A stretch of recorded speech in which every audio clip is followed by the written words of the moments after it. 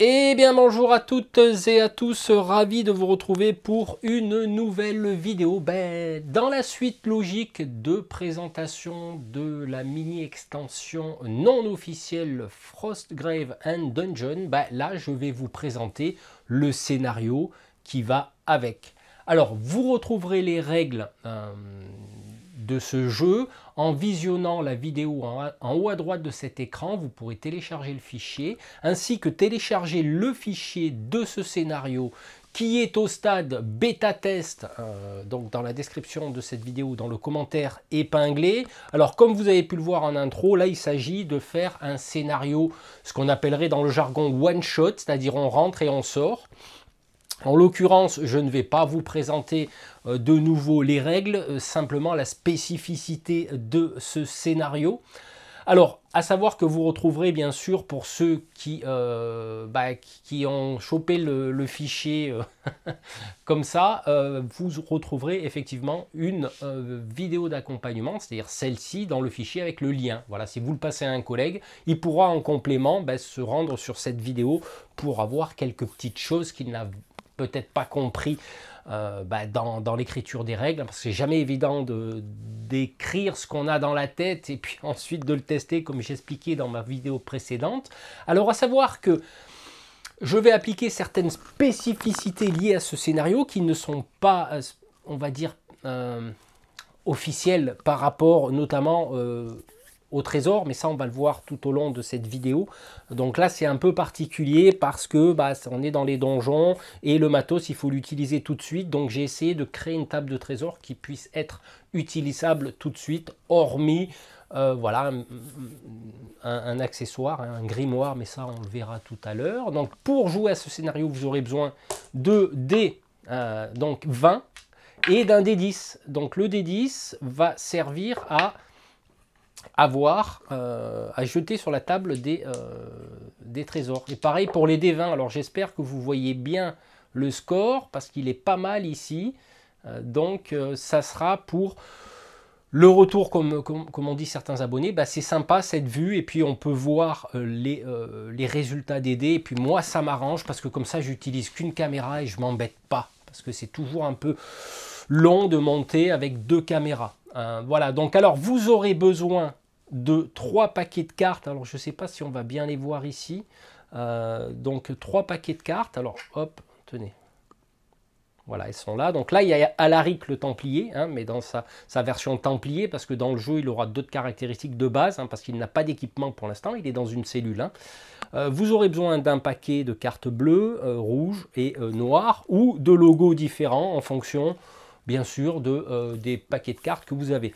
On verra tout ça tout à l'heure au niveau des tables, parce qu'ils vont correspondre à certaines tables. Vous aurez besoin de pions de différentes couleurs pour symboliser des pièces fouillées, des pièces, voilà, du moins des pièces explorées et fouillées, des pions passages secrets, parce que là j'y ai intégré aussi les passages secrets, etc. Donc ça on va pouvoir le voir tout à l'heure. Donc là je vais mettre de ma tablette qui de temps en temps bien sûr se met en veille, donc il faudra que je la paramètre pour qu'elle reste. Alors oui, voilà, donc je suis le Jean-Pierre Pernaut des donjons avec ma tablette. Vous voyez, moi aussi j'ai une tablette de journaliste. Ouais, c'est comme ça que ça se passe. Alors, après, au niveau des pions, là je vous ai un petit peu expliqué. Tout est expliqué dans le fichier, donc je vous passerai. Vous aurez besoin des petits décors pour agrémenter votre donjon, que je précise, vous placerez vous-même. Donc veillez à ne pas trop charger les pièces, sauf celle-là par exemple qui est grande. Vous aurez besoin de décors spécifiques qui sont un escalier, ça c'est du battle system pour symboliser la sortie secondaire du donjon, ainsi qu'un râtelier pour aller récupérer les armes d'Alaric. J'ai fait une adaptation pour le plateau d'HeroQuest, donc vous aurez besoin de certains éboulis que j'ai construits moi-même venant de battle system pour condamner des pièces, mais ça on le verra tout à l'heure. Bon, la table de jeu, la table de jeu va se jouer sur le produit de lockbattlemats.com, donc c'est The Dungeon Big Book of Battle Mats. Donc voilà, tout simplement. Le placement va être simple. On aura le volume 1 qui sera devant soi, on aura le volume 2 qui sera au fond, et il faudra se rendre aux pages 21-22 de chaque volume pour construire ce donjon. Voilà, tout simplement. Et bien sûr, vous aurez besoin de figurines de monstres, mais ça, vous regarderez dans le tableau des monstres.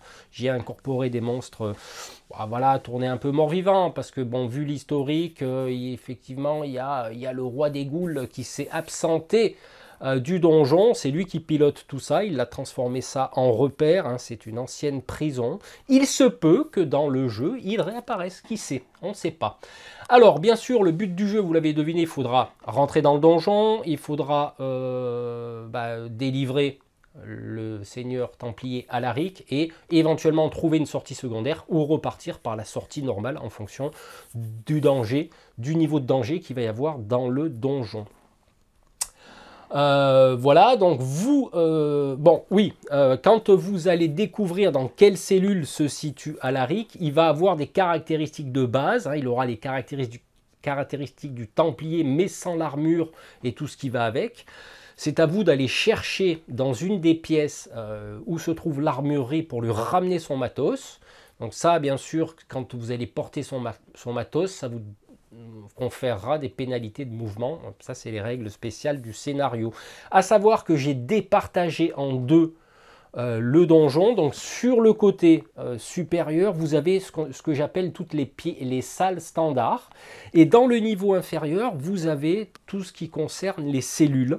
C'est-à-dire là où il y a potentiellement des monstres, hein, des trésors, des machins, des fouilles, et puis une cellule qui contient Alaric. Alors vous gagnerez bien sûr si vous arrivez à faire sortir Alaric du donjon. Par contre, il ne pourra pas être recruté définitivement. Il repartira dans ces montagnes, là où il est en méditation et en prière. Voilà. Et vous le perdrez si vous n'arrivez pas à sauver Alaric et qu'il meurt dans les donjons, ou si l'entièreté de vos aventuriers meurt dans les donjons. Donc au niveau du placement des pièces, là vous allez combler en fonction des ouvertures de pièces avec des portes quelles qu'elles soient. Voilà, tout simplement. Donc à savoir qu'il y a 19 salles au total. D'habitude, dans le bouquin officiel de Joseph, donc le créateur du jeu, dans cette extension que je remontre parce que je l'avais montré dans la précédente vidéo, lui, j'ai regardé, il n'y a que 10 salles. C'est pour ça qu'au niveau de la difficulté, disons que là on a 19 salles parce qu'on a 9 salles standard et on a 10 salles de cellules. Donc forcément, j'ai essayé de jouer un petit peu sur les tableaux pour... voilà, c'est jamais évident vraiment de tester du moins de trouver l'équilibre au niveau de la difficulté, parce que comme vous le savez, c'est un jeu qui est relativement aléatoire avec des dés, avec des cartes. Donc forcément, c'est pas évident, mais bon, on peut s'amuser quand même. Donc on pourra reconnaître facilement les cellules parce qu'elles sont toutes positionnées dans le niveau inférieur, c'est-à-dire vers vous, sauf celle-ci qui, elle, est une espèce de salle à manger. Hein, donc voilà. Et au niveau des portes, c'est des barreaux. C'est pas des échancrures comme vous avez, pas ici, mais comme vous avez là, une espèce d'ouverture. Vous voyez. Là, typiquement, c'est des barreaux. Voilà, on les reconnaît comme ça. Alors désolé si j'ai ma chaise qui grince parce que je bouge en même temps. Donc voilà pour les salles, donc tout est expliqué, vous avez des captures d'écran, etc. Donc l'entrée du donjon se situera ici, c'est bien, j'ai réussi à bien cadrer l'entrée. Donc ils pénétreront directement. Là, le petit book, ce qu'ils appellent le Book of Battle Map, un little book. Donc là, c'est juste pour symboliser que vos aventuriers sont descendus par l'escalier, mais ils vont commencer leur déplacement en rentrant dans le donjon, ça je le précise. Alors, sur la photo, vous pouvez voir qu'il y a 3 figurines, une ici, une là, une ici. C'est ce que j'ai appelé des patrouilleuses ghouls. Alors, au niveau des règles spéciales, je vais vous les dire tout de suite. Elles vont patrouiller pendant la partie. Ça va sûrement pas durer longtemps parce qu'à un moment donné, elles vont avoir des lignes de vue. C'est-à-dire qu'à un moment donné, donc lors de la phase des monstres, elles vont se déplacer en ronde, c'est-à-dire elles font une ronde, elles font une patrouille et elles vont tourner toujours à droite, c'est-à-dire que cette figurine-là va tourner dans ce sens-là, voilà, et revenir à sa position initiale, et etc. Celle-là, pareil, elle va tourner dans ce sens-là, voilà, hop, elle patrouille ici. Et celle-là, elle va faire une patrouille. Alors c'est toujours dans le sens des aiguilles d'une montre, pardon. Il y a une particularité, c'est qu'à un moment donné, elle va être bloquée là. Donc elle va passer par la sortie qui est ici. Et elle va continuer ici et revenir à sa position initiale. En fait, elles reviennent toujours à leur position initiale. Hein. Ça, c'est la petite spécificité. Et si toutefois une figurine arrive ici et qu'il y a un aventurier qui est en ligne de vue, dans ce cas, toutes les goules patrouilleuses elles s'arrêtent de patrouiller et elles vont se diriger vers les aventuriers les plus proches par rapport à leur position. Voilà, vous l'aurez compris que c'est pas difficile à placer hein, au niveau des décors. Hein, vous verrez comme vous pourrez en fonction des décors que vous avez. N'importe comment, je vous ai mis des photos de façon à ce que vous puissiez vous aider.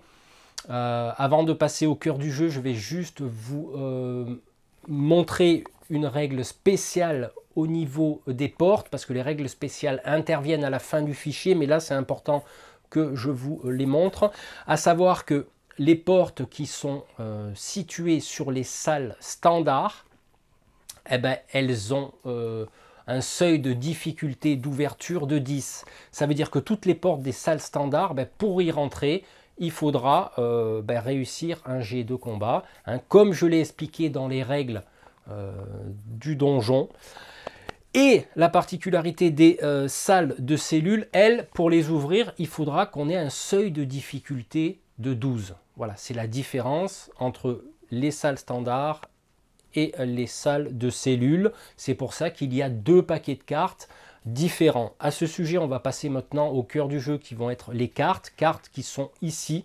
Vous aurez 3 paquets de cartes à faire, donc 3 decks avec des couleurs différentes. Ça va vous composer on va dire le cœur du jeu, qui est que quand vous allez rentrer dans une pièce, donc vous ouvrez à la porte, admettons vous rentrez, à partir du moment où vous posez votre figurine sur une case, on va tirer une carte pièce. Voilà, et on va se référer au tableau. Alors tableau que je vais vous mettre maintenant à l'écran. Donc vous remarquerez qu'il vous faudra donc les cartes suivantes pour les salles standards. Donc il y aura des cartes spécifiques pour les on va dire les salles cellules. À savoir que ce paquet de cartes, admettons, je prends l'exemple qui est aussi valable pour les cartes cellules, il faudra séparer votre paquet en deux. C'est-à-dire que au niveau de vos cartes, ici, hein, que je vous montre, il faudra séparer. Donc là, on a 9 pièces standards et 10 pièces cellules. Donc il faudra séparer. Vous prenez un paquet de 4 cartes, un paquet de 5. Vous y mettez dedans les cartes cœur. Vous mélangez le premier paquet. Tac, vous posez. Vous mélangez le deuxième paquet. Tac, et vous posez comme ça vous donne une chance de pouvoir tomber sur une des salles objectifs, qui est dans un premier temps de trouver l'armurerie pour équiper Alaric quand vous l'aurez sorti de sa cellule, et la sortie, parce qu'il y a potentiellement dans les cartes standards une sortie qui mène bien sûr à l'extérieur, au-delà bien sûr de l'entrée des personnages qui est ici. Donc voilà un petit peu pour, on va dire, pour la présentation au niveau des cartes et de la constitution des decks. À savoir que pour le deck des cartes cellules, ça sera pareil. Il y a 10 cartes cellules, vous séparerez les 2 paquets de 5 cartes, et dans une des cartes, il faut qu'il y ait l'objectif, c'est-à-dire trouver Alaric. Donc vous voyez, là, par exemple, c'est le roi de cœur, hein, selon le tableau que j'ai mis en place. Vous mélangerez ce paquet. Une fois mélangé, vous le posez en premier. Vous prenez l'autre paquet, vous le mélangez et vous posez ce paquet-là dessus l'autre. Voilà.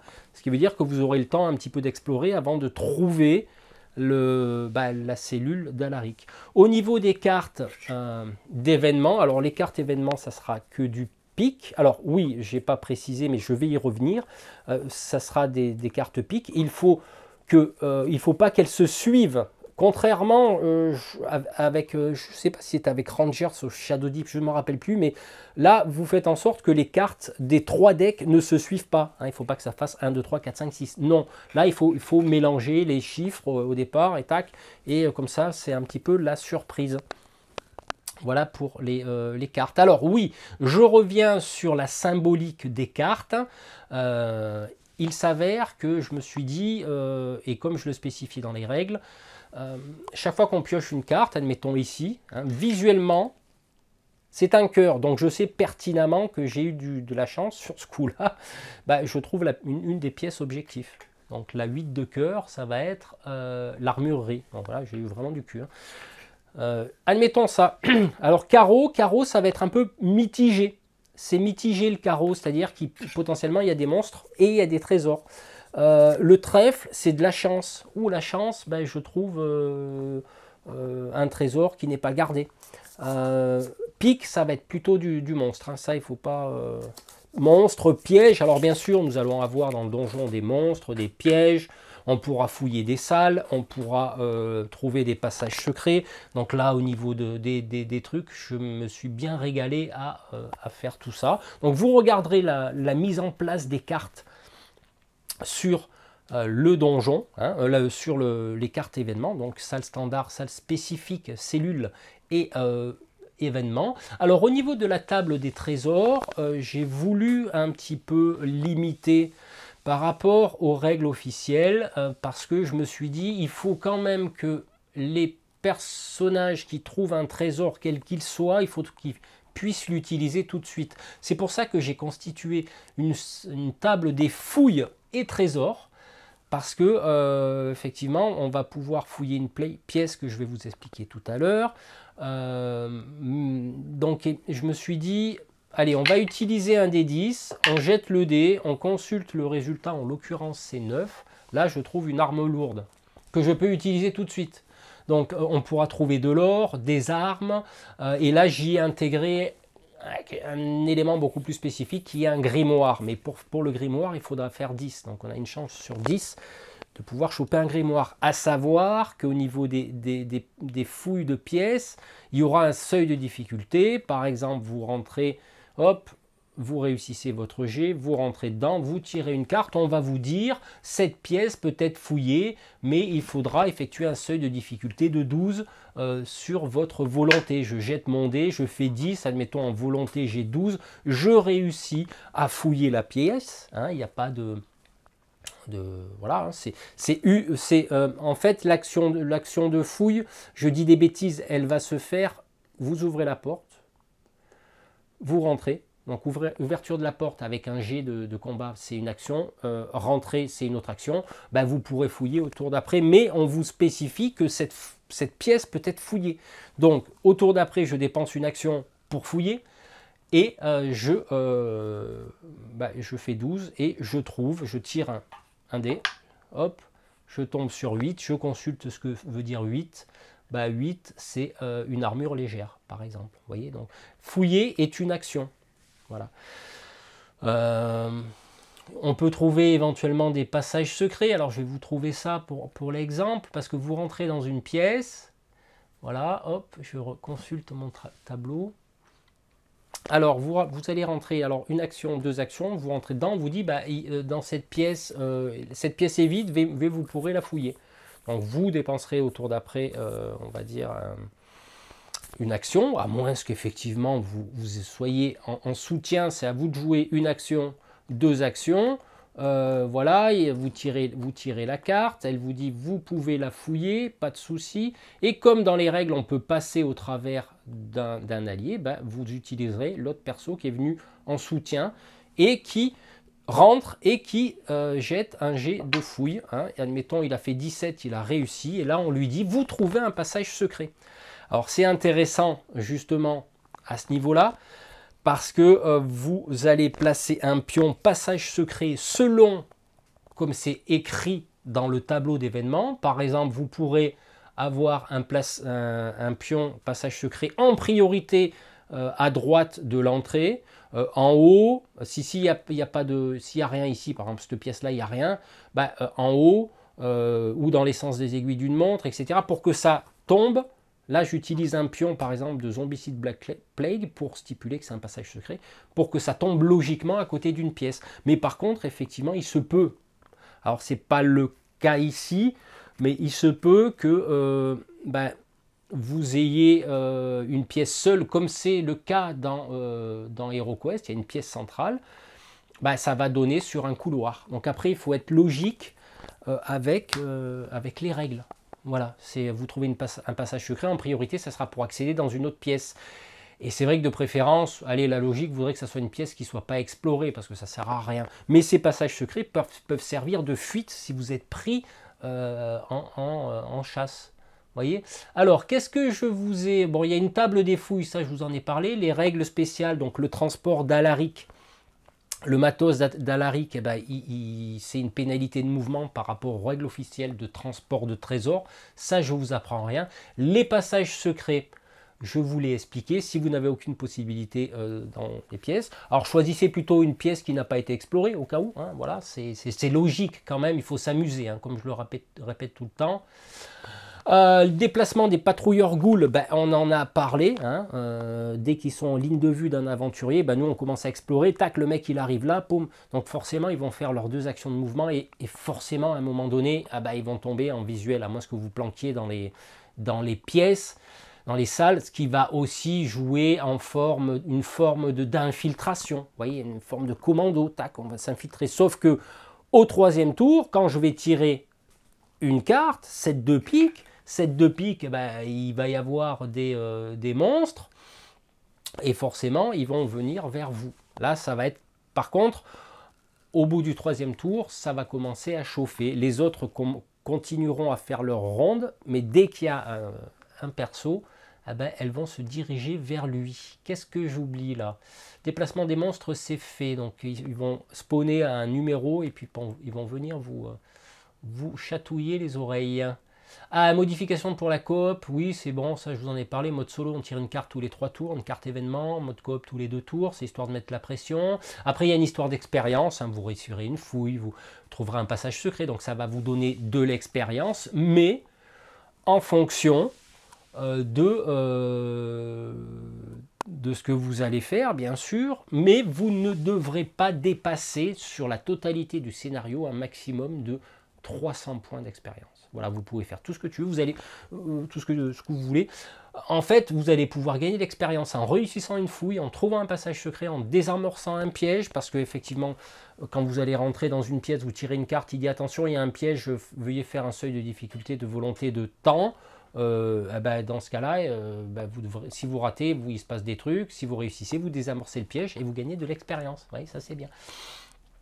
Pour trouver un trésor aussi, trouver l'armurerie d'Alaric aussi, trouver la salle où est la sortie secondaire du donjon aussi, sauver Alaric, oui forcément, et voilà. Et pour vous remercier, bien sûr, Alaric vous filera du pognon. Ouais, c'est toujours bien pour ceux qui sont restés en vie, tout du moins. Ce que je vous propose maintenant, c'est le petit bonus, c'est-à-dire l'adaptation du scénario avec un plateau d'HeroQuest. Alors, à savoir que dans le fichier que vous allez télécharger, je vous le mets en zip, et il y aura un tableau annexe, c'est-à-dire celui-là. Je vous ai fait un tableau récapitulatif de toutes les tables. Alors, il y a un petit peu d'effet, voilà, de toutes les 4 tables que vous devrez tirer.